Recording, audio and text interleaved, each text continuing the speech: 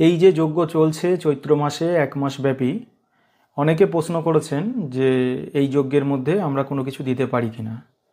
তো আমি বলে রাখি, চৈত্র মাসের যজ্ঞ বা অমাবস্যার যজ্ঞ যে সাধন কর্ম আমরা করি, এক্ষেত্রে কিন্তু কোনো ভক্তের কাছে আমরা কোনো রকম এর সাহায্য বা টাকা পয়সা বা দক্ষিণা আমরা চেয়ে নিই না বা চাই না।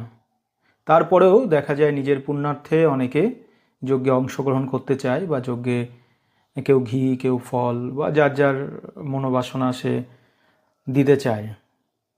তো যারা কিন্তু দেয় আমরা সেটা গ্রহণ করি, সেক্ষেত্রে কাউকে বাধা দিই না। যেমন এই যে যজ্ঞ শুরু হয়েছে, অনেকেই ঘিয়ের পয়সা দিয়েছে বা ঘি দিয়েছে, অনেকে যজ্ঞের জন্যে ফল ফুলারি কিনে দিয়েছে। তো সেগুলোতে আমরা বাধা দিই না। কারোর মনোবাসনা যদি সেখানে থাকে, কেউ যদি দিতে চায় সেটা দিতে পারে নিঃসন্দেহে। এক্ষেত্রে আমাদের কোনো বাধা নেই বা কোনো বাধা দিই না।